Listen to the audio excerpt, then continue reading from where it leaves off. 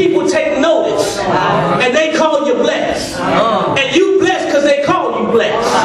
But can I ask you a question? Listen, what about when I don't have any money?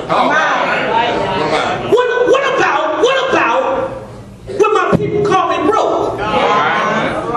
What about when I don't have influence? Am I still blessed? Because if I listen to song theology, I'm only considered blessed if I have stuff and other folk call me blessed. But baby, can I tell you something? You listen, you don't have to have a pot nor a window, because once God has pronounced you as blessed, there is nothing that can, baby, when God blesses you, it's a blessing that begins on the inside and radiates outside. See, can I tell you something? I might not have no money, but I'm blessed because I got joy in the Lord. I might have to cry all night long, but I got joy. And joy is quiet confidence in knowing that God is in control of everything. Quiet confidence. And God is in control of all. I don't care if Hurricane Katrina comes. God got his hand on the wind. I don't care if this city burned up. God got his hand on the thermostat. I don't care if a tsunami comes. God got his hand behind the wave. God will be in control.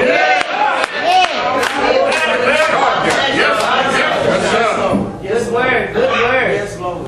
Thank you, Lord. Because folk don't call me blessed doesn't negate the fact that I am blessed. I'm blessed no matter what happens. I can lose everything I got right now. I'm still blessed. Why? Because the important thing is you can't take Jesus. And Wells Fargo might come pick up my car. First National might come take my house. Some other good-looking man might come take my wife. But can I tell you something? Can't nobody take my Jesus. And as long as I got here, I'm almost not only does he call us to maintain the idea of benediction, but he also calls us to maintain integrity. Verse 15 through 16, but he said, but let none of you suffer as a murderer or a thief, or an evildoer, or as a meddler. Yet if anyone suffers as a Christian, let him not be ashamed. He tells us, look at the finished product and not the process. He said, look for the finished product. Listen, Peter tells the reader that the problems, persecution, and pain come to the unbeliever as well as the believer. That's right. Trouble comes to save and unsaved. But it has different purposes. Right. You see, trials teach us, but trials trouble them. That's good. That's a good one, yes. Persecution purges us. Yes. But persecution punishes them.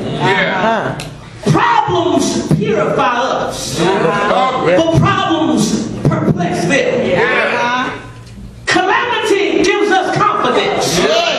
But calamity gives them cold sweats. Y'all not hear me. You see, crucifixion completes us.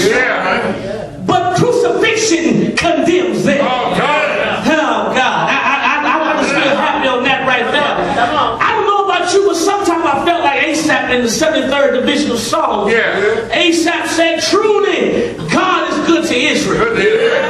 Even to such as are the clean heart. But as for me, he said, my foot, my feet almost slipped. He said that my steps well nigh slipped. He said, for I was envious at the foolish when I saw the prosperity of the wicked. But in verse 17 it says, he gets a revelation from God. He says, but when I came into the sanctuary of God, he said, then I understood their evils. He said, I seen the wicked prospering and wonder why I wasn't prospering. But when I went to church one day, I was made to understand that surely you set them in slippery places. And thou casting them down in destruction. He said that I understand. I understand now. I understand what's going on. Lord. Not only does he tell them to look at the finished product, and not the process, but lastly, he tells them, commit yourself to the Creator. Look what he says down in verse 19. Says, therefore let those who suffer according to God's will entrust their soul to a faithful Creator while doing good. As Jesus hung on the cross. Last thing Jesus said before he gave up the ghost, he said, Father, into thy hands I commit my spirit. His body was battered, it was bloodied, it was bruised and broken. But he put the important unbroken parts of himself into the hand of his Father. You see, we need to mirror the actions of Jesus. All that is really important, we need to put in the hand of the Father. I'm going down the runway, y'all.